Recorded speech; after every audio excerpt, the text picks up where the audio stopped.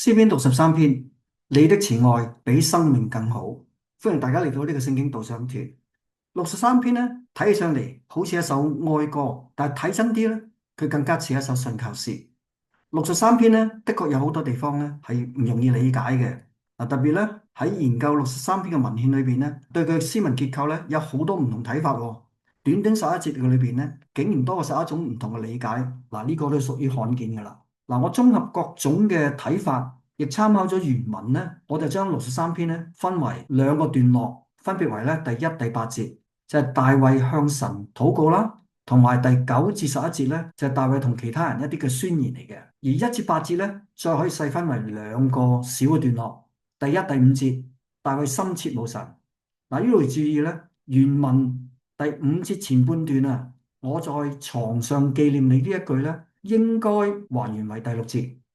我哋留意到咧，中文嘅譯本咧係將第6節刪除嘅喎，然後將佢並入第5節。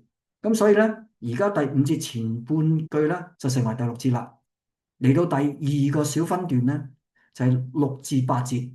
我哋由在床上紀念你一路去到咧第8節，你的右手扶持我咧為結束。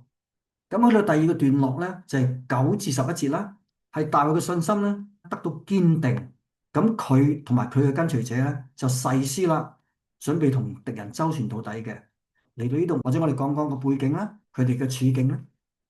63篇嘅標題咧冇講到點解要寫呢首詩，但係咧有講喺邊度寫呢首詩喎，就係喺猶太嘅曠野啦。我哋知道咧，大衛落難嘅時候咧，時時都走到去曠野嘅。但喺詩篇裏邊咧，清清楚楚寫明係猶大嘅曠野咧。喺整個詩篇裏邊咧，只有63篇呢度講清楚嘅啫，只係一次。咁猶大嘅曠野喺邊度咧？猶大嘅曠野咧，就喺耶路撒冷以東唔遠嘅地方。一出咗耶路撒冷城咧，個東界咧就進入咗呢個曠野嘅地方噶啦。個地勢咧就係由高向低走，喺短距離之內咧係由800-900公尺裏邊咧驟降到地球最低點-400公尺。因為呢個地方咧位於個雨影帶啊，一年降雨咧係少於100個毫米嘅，甚至咧係少於50個毫米。咁呢個係咩觀念咧？好簡單，大家將猶大曠野咧當作撒哈拉沙漠就得噶啦。曠野喺以色列人嘅歷史裏邊咧，代表乜嘢咧？係代表一笪熬煉人信心嘅地方。所以唔論以色列人40年嘅漂泊啦，或者耶穌基督咧40日受試探、受試煉嘅地方，呢個曠野咧都代表咗去經歷神、去信靠神嘅牧人行啦。但係點解喺嗰度出現咧？主要咧有兩個推想，一係逃避掃羅，一係咧就逃避佢個仔押沙龍個追殺。咁究竟係逃避掃羅啊，抑或逃避押沙龍咧？文獻裏邊咧一半一半。我個人嘅睇法咧就認為係後者。其中一個根據咧就係11節，稱大衛係王呢個身份。大家都知道啦，當大衛逃避掃羅嘅時候咧，佢並唔係王噶嘛。若果真係因為逃避押沙龍呢件事咧，大家就可以參考下撒母耳記下第15章至17章嗰個情況啦。我遲啲都會講多少少嘅。好啦，咁我哋睇落去啦。咁大衛喺曠野咧有啲咩感覺咧？佢係點樣形容呢一笪嘅地方咧？喺第一節咧，大衛用咗無水之地去形容呢個曠野喎。大衛咧係投射咗佢當時嘅心態，係乾旱嘅，係飢渴嘅，係疲乏嘅，係困倦嘅。喺咁嘅情況之下，大衛需要啲乜嘢咧？佢唔需要水咧？大衛向邊個去求取滿足咧？咁我哋睇下第一節啦。咁大衛咧係向神呼求嘅。佢話神啊，你是我的神。呢度咧呼求咗神兩次喎。原文第一個神咧就係 Elohim 啦，係一般嘅稱呼，係一個正式嘅，係稱神咧係滿有能力、榮耀嘅神。你是我的神 Elah 啦。Elah 咧同 Elohim 咧就有少少唔同喎。Elah 咧係一種親昵嘅稱呼，代表咗咧大衛係同神咧係一種特殊嘅，有一種親密嘅關係嘅。呢個字咧喺新約都有出現嘅喎。大家記唔記得咧？耶穌喺十字架喺度呼喚神啊！佢點樣講咧？佢話以羅伊，以羅伊，拉馬撒巴各大尼。咩意思咧？譯出嚟嘅意思咧就係話我的神，我的神，為什麼離棄我？嗱，呢一度咧，我的神咧就係以羅伊啦。大衛向以羅伊呢個神咧求啲乜嘢咧？佢話：我心切慕你，我渴想你。渴想咧就係肉身嘅乾渴啦，切慕咧就係心中嘅思念啦。兩者咧就構成咗大衛身心對神嘅渴求。而翻返去第一節咧，嗰度講我要切切尋求你咧，其實可以理解為咧，大衛一早就開始尋求神。去到第二節啦，大衛對於佢嘅以羅伊，佢話要切慕佢，好似點咧？好似佢從前啊喺聖所一樣，要見到神嘅能力、神嘅榮耀。嗱，能力同榮耀咧，亦都係建基於喺另一個神嘅屬性喎。而呢個屬性咧，係對大衛咧係非常之寶貴嘅。呢個更加寶貴屬性係乜嘢咧？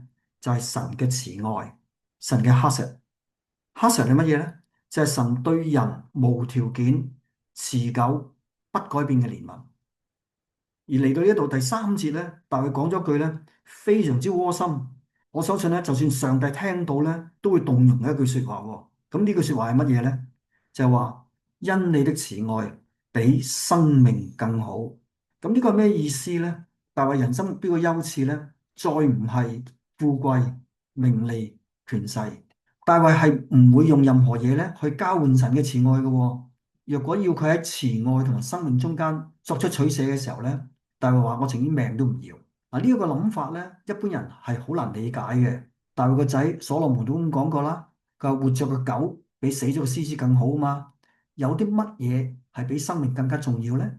但係對於大衛嚟講咧就唔同啦，因為大衛一生咧實在經歷咗好多神嘅慈愛。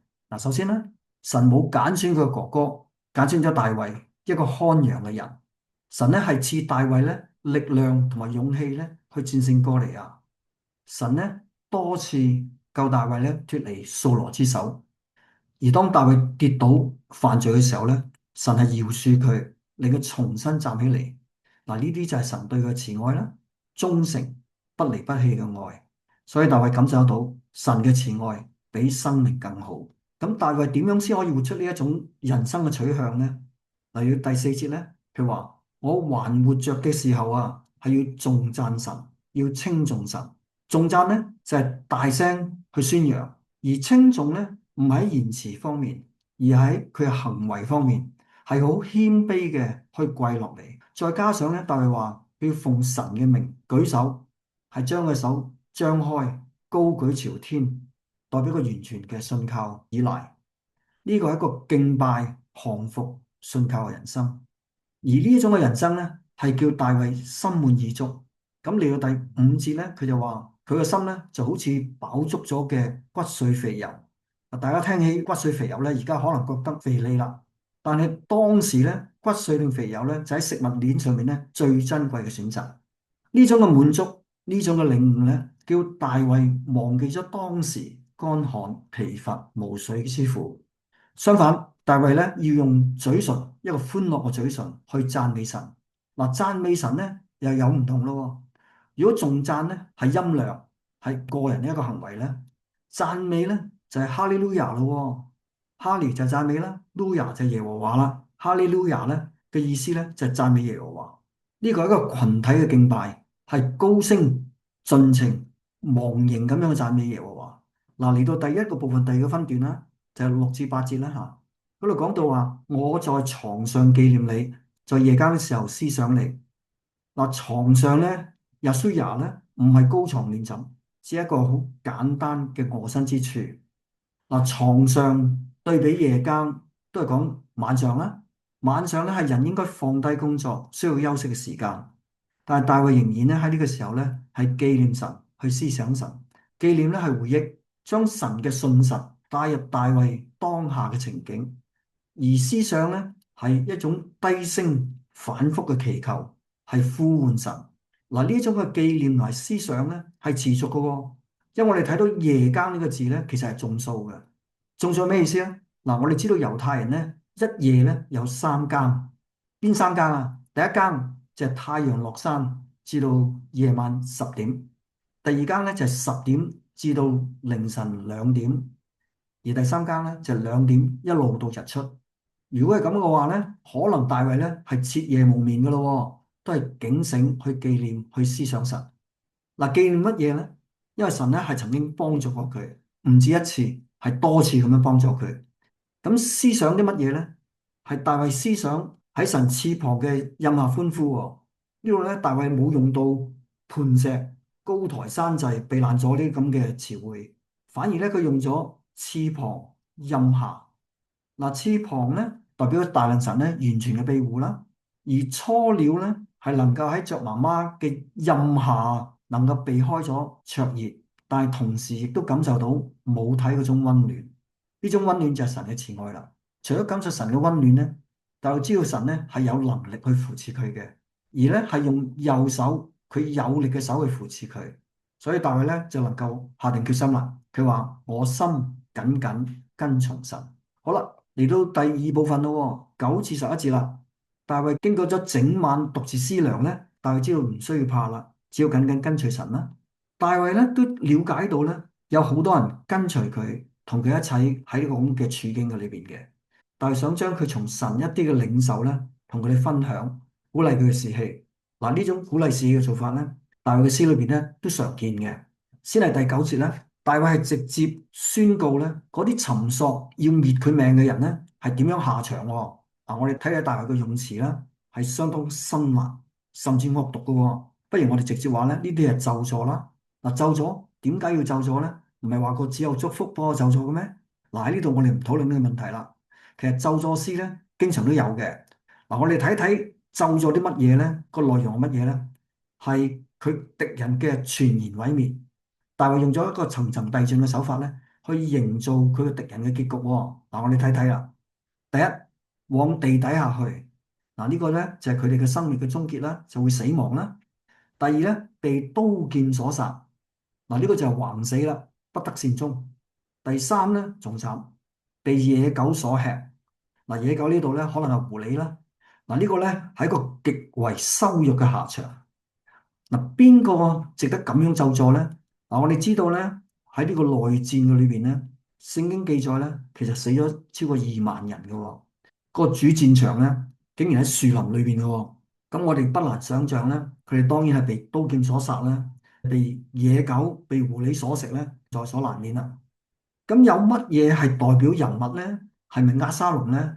我覺得絕對唔係，因為大衛咧從來唔想押沙龍死嘅。咁我哋喺度揀一個代表人物，呢個人係值得被咒詛嘅啦。咁我哋要介紹一個惡人啦，同樣都係記載喺撒母耳記下15、17章啦。呢個人叫做亞希多弗。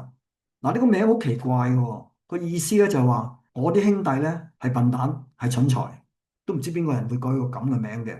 但係其實咧，亞希多弗咧係絕頂聰明嘅。喺聖經記載咧係話佢係大衛嘅首席顧問謀士。呢個人出嘅主意啊，好似人問神嘅說話一樣，哇，好犀利喎！嗱，除咗咁樣咧，其實佢同大衛咧係有姻親嘅關係嘅。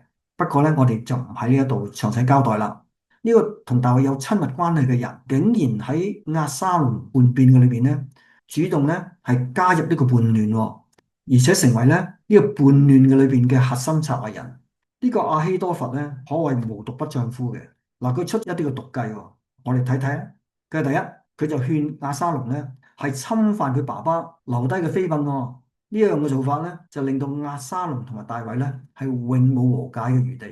咁所以咧，亞希多弗咧參與嘅作反咧就無後顧之憂啦。呢個就係佢第一條毒計啦。嗱，第二條毒計係乜嘢咧？亞希多弗咧係想得到押沙龍嘅信任喎。咁佢就落咗個投名狀，佢就叫押沙龍俾12000兵佢，佢等阿大衛咧不及防備嘅時候咧，殺佢一個措手不及。佢仲強調咧，佢只殺大衛一人。嗱，呢個做法咧係減低呢個政治嘅衝擊。呢個人咧可謂老謀深算。但係押沙龍信唔信佢咧？嗱，押沙龍咧對亞希多弗咧起疑心喎，佢覺得佢同大衛嗰個關係咧係密切喎。所以咧，押沙龍咧反而信任一個大衛喺押沙龍身邊放低一個嘅內應戶篩。咁戶篩咧就反對，就話佢條橋唔好嘅。咁佢哋反建議啦，押沙龍採納咗佢嘅意見啦。亞希多弗咧不愧係一個聰明人，佢已經明白到咧冇立足之地噶啦。因為咧唔理邊個贏邊個輸，佢都唔會有好下場啊！咁喺聖經裏邊咧就話佢即刻被擄翻鄉下喎，寫低遺書上吊死咗啦。我哋喺大衛41篇裏邊咧就睇到大衛咁講喎：我知己朋友，我所倚靠，吃過我飯，也用腳踢我。呢個咧我相信咧亞希多弗咧都係不義之選噶啦。咁呢個亦都係佢嘅下場啦。大家都值得留意喎。喺新約嘅裏邊咧，耶穌咧指出咧猶大就係嗰個同我一齊食飯係用腳踢我嘅人。耶穌咧仲補充嘅話啦，呢個預言咧必然喺我身上應驗嘅。原來咧從前嘅亞希多弗咧就係將來賣主嘅猶大。你又得唔得意咧？好啦，嚟到最後一節11節啦。嗱，詩歌嚟到最後咧，就一啲緊緊跟從大衛嘅人嘅回應，一啲嘅宣告啦。佢哋好似喺度合唱，一同慶祝神嘅作為。嗱，咁佢講乜嘢咧？11節，但是王必因神歡喜。嗱，王咧當然可以指嘅大衛啦，亦都同時咧預表咗耶穌基督呢個萬王之王，呢個萬主之主。佢哋講話，凡指着他發誓的，必誇口。嗱，呢個當然係將來啦。指着他就係所有向王、向神效忠嘅人咧，必會以佢為榮，感到自豪嘅。點解咧？因為說謊的人之口必被塞住。嗱，說謊嘅人當然係尋索要滅大衛命嘅人啦。但係說謊咧，亦都與神嘅性情相反嘅喎。因為咧，我哋嘅神咧係誠實無偽嘅，必不說謊。而箴言19章5節都講啦，作假見證嘅咧，必不免受罰；吐出謊言的人咧，終不能逃脫。所以說謊嘅人咧嘅下場咧，好似喺羅馬書第3章嗰度講啦，必服在神審判之下。63篇嚟到呢度咧就完噶咯，係非常之精彩嘅一首嘅信靠詩。咁我哋有啲嘅反思啊，人生愛與被愛重唔重要咧？我哋可唔可以想象我哋嘅人生冇愛咧？其實係唔可能嘅。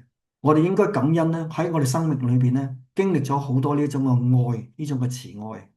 我哋不妨都可以諗諗，邊個曾經係以慈愛去愛我哋咧？邊個無條件持續嘅咁為我哋付出咧？大衛話神嘅慈愛咧，比生命更好。我哋領唔領略咧？我哋明唔明白咧？我哋認唔認識神嘅慈愛咧？我哋嘗過主嘅恩典未咧？慈愛比生命更好係真嘅，而且咧係神先愛我哋，係將個兒子耶穌基督嘅生命咧擺上，捨去佢嘅生命，令我哋嘅生命變得更加豐盛。神喺愛同生命裏邊咧係捨生取愛，係愛世人。嗱，咁我哋應該點樣回應神嘅慈愛咧？神並冇逼我哋咧喺慈愛同埋生命裏邊咧二揀一，但係當我哋嘅生命裏邊咧有一啲嘢阻礙咗我哋同神嘅愛嘅關係咧，神可能亦都會問我哋嘅噃，你愛我比這些更多嗎？嗰啲係咩嘢嚟咧？我哋可唔可以為神嘅慈愛放棄嘅咧？好啦，希望63篇能夠對大家有啲嘅啟發，有啲嘅幫助。咁我哋今日講到呢度啊，拜拜。